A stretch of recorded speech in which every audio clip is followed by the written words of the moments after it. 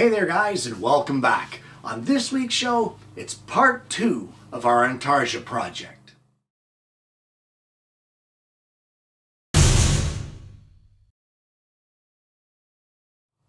Well, when we finished up last week, the time kind of got away with us with all the shaping and the sanding and dry fitting together, and we never really got the project finished. I never intended this to be a multi-part series, but that's what it's going to be now. So let's get back into it, and this is where we really take this project for a bit of a twist that some of the Intarsia snobs may not like, and that's what makes it interesting. So let's head over to the bench. Well, the first thing that I want to do here is I want to pick out any of the pieces that would be, say, red for Santa's suit. So that will be his hat. We'll take that, put that aside. So that's sawdust out of there. We'll put that aside. We have this sleeve here and this bottom half of the sleeve here. We're going to put that aside. We have this sleeve. We put that aside. We have his jacket here. I'll take that and put that aside, as well as this piece here, and I believe this little triangle right here. These pieces here would all be Santa's suit, and those, well, if you were coloring it, they're going to be red, so we're going to put those aside. As well, what I want to do is I'm going to put his nose aside and his gloves aside. Just like this. All right. And what else have we got here? I'm thinking that is it, I think, for the things that we're going to put aside. Yeah, I'm going to say that's it for now. So, guys, this is the thing. What I want to do is these pieces here, we're going to flock these. So, the first thing I want to do, these gloves will be flocked black, his nose will be flocked black, and all of the Santa suit parts will be flocked red. But we need to seal them. So the very first thing I'm going to do to all of these pieces here is we're going to give it a coat of Danish oil and let it dry. And after that's had a chance to soak in a bit, wipe off any of the excess and put that aside to dry. Okay, and at this point, we're going to take any of the parts that are white on the Santa suit, and that will be the cuffs here of his sleeves. That's these two pieces. The center fur for his coat. This fur from his hat, his pom-pom. And I think that is it. So, we have that. We will now take these outside, and I'm going to give them a coat of white spray paint. Now we're going to use a little bit of masking tape, and any of the pieces that are going to be black, in this case it's going to be any part of his belt. We're just going to take them out of here, tape them down so that the spray paint is not going to blast them all over the place. And we're going to give these ones a coat of black. Well, we're now going to pick out the pieces of the bear that would be his fur. And that would be all of these pieces, just like that. And the edges of his feet, not his eyes. We're going to take those out of there. But what we're going to do is I have this can of early American Minwax stain. It's number 230. This is a very old can of stain. I've had this forever and a day. And I'm going to mix this up a little bit here, and we're going to stain all of the pieces that would be our bear's fur. Well, the pads of the bear's feet, we're going to leave those natural. His snout, we're going to leave natural, and the inner ear, we're going to leave natural. That leaves us with his eyes, those two pieces of 3/8 dowel, his Santa sack, and his belt buckle. I'm kind of torn on the belt buckle. I think I have some gold spray paint, and I may hit this with some gold spray paint.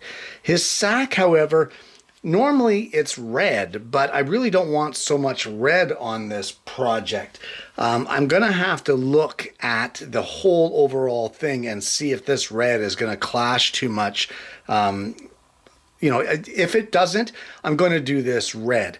If it does clash too much, or I think it's going to be too much red on the project, then his sack will be green. Either way, this is another one that we need to get coated and sealed with the Danish oil. So I'm going to get this coated. His eyes, I want them to be black, so I am going to paint those black. And I think, like I said, I'm going to spray paint this buckle either a silver or a gold. And when we get those done and everything is dry, then we can move on to the next step of the project.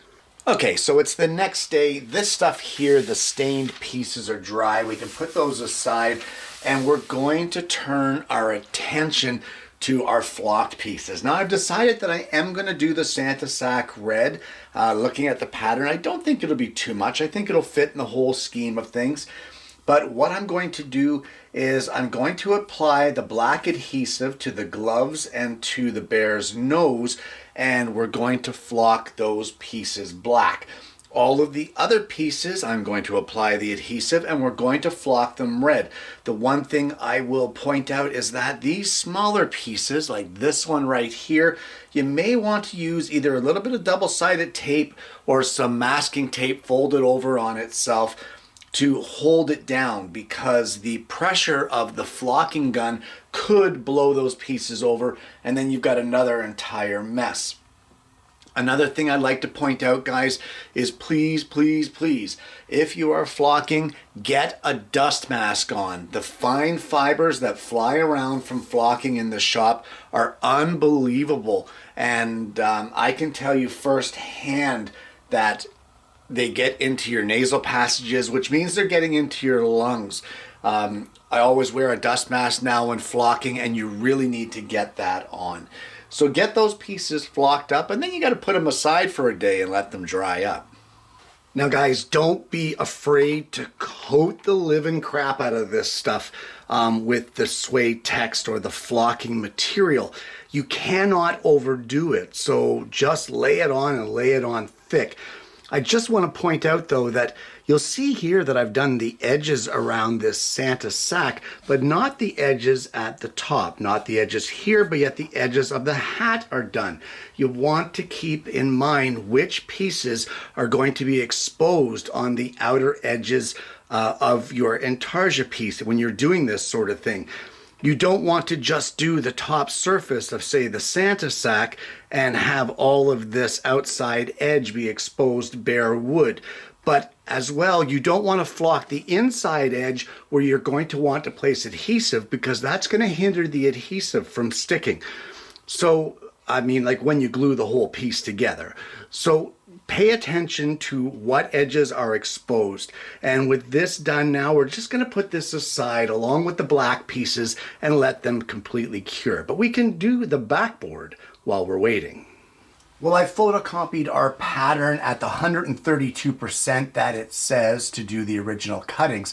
And I have put it all together here. And what I need to do is cut the backer board. You don't want the backer board to extend beyond your project. So what I'm going to do is on this pattern, roughly about 1/8 of an inch inside of the whole thing, I'm going to draw a perimeter line all the way around here. And once we get that perimeter line drawn, I'm going to take this over to the scroll saw. I'm going to attach it to a piece of 1/4 inch thick hardboard, and we are going to use the scroll saw and cut this pattern out along our line that we're drawing just inside the perimeter.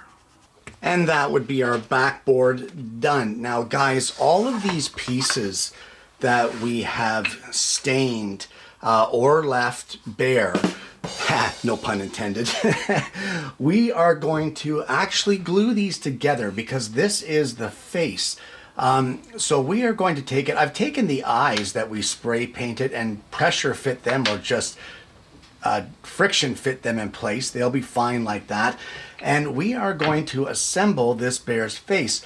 Don't forget about your spacers. Now guys, what we're going to do in order to assemble this is just a tiny little bead of glue along here, and that will press in there and that will glue it together. So we are going to glue together his face and his 2 feet.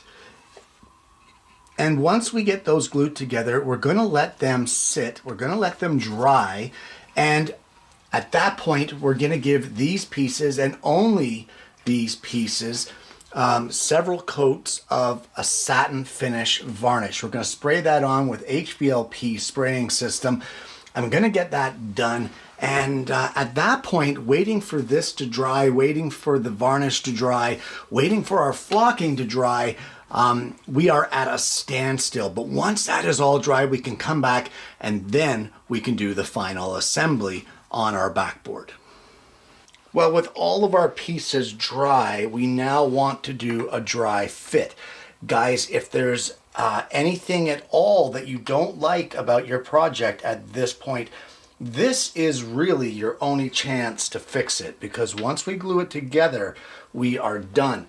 But if there's an area that didn't get coated as much as what it should have, say if you didn't extend your paint far enough onto your piece, that sort of thing, now is the time for you to fix that. So we're just gonna dry fit this all together, make sure that everything fits well. It's like a big jigsaw puzzle here. I'm not really sure how things go. Okay, this goes here. Okay, so let me get this dry fit together and then I'll show you what it should look like at this point. And there is our dry fit done. So you want to look all around the edges to make sure that you have covered everything that you want to cover. Make sure that your flocking comes down all the way to the edges here, so that there's no exposed wood underneath. It looks like it's complete. And once you get that done, guys, all we need to do is glue it to our backboard. So we're going to apply a thin coat of glue onto here, and just like we did right here, we're going to basically do a dry fit on top of our backboard. However, it's not going to be a dry fit. It's going to be the final gluing. So get your entire piece glued together and placed on your backboard, and at that point, the project is pretty much completed. And there you have it. Intarsia, or like I like to call it, cheater Intarsia. Guys, Intarsia does not have to be complicated. It does not have to be difficult. You do not need to have all different types and scraps of exotic woods.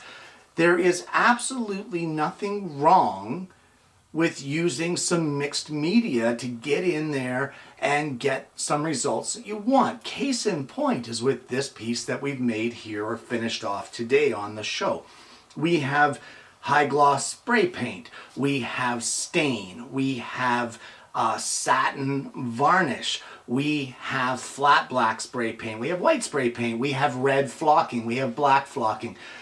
All in all, we have joined all of these things together to come up with a very cute and absolutely adorable final result.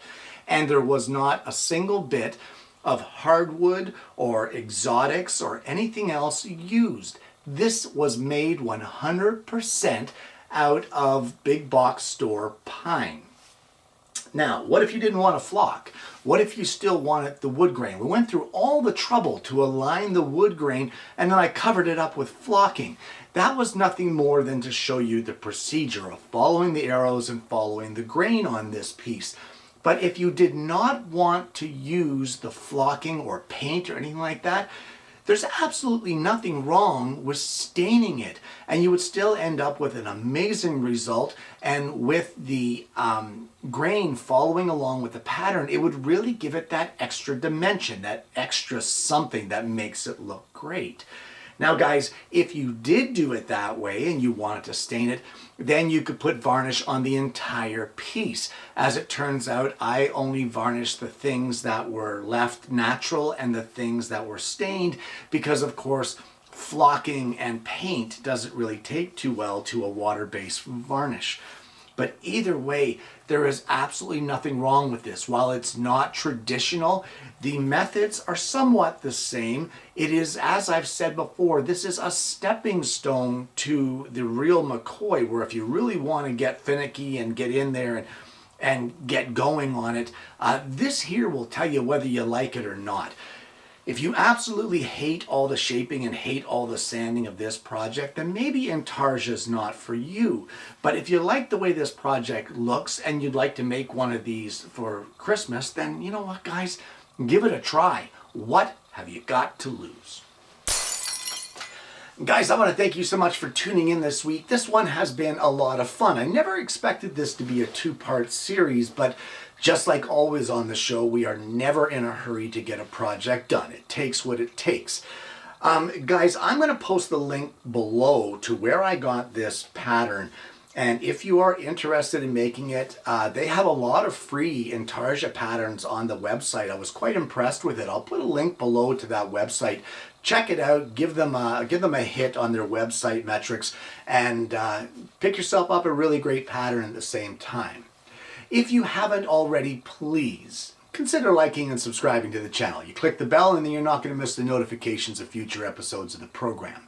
Guys, I want to thank you again for tuning in this week. I hope you've enjoyed the content. I hope you enjoyed the final product, and I hope it's inspired you to give it a try for yourself. More importantly, guys, I hope you're going to join me again next week when I bring you yet another woodworking video.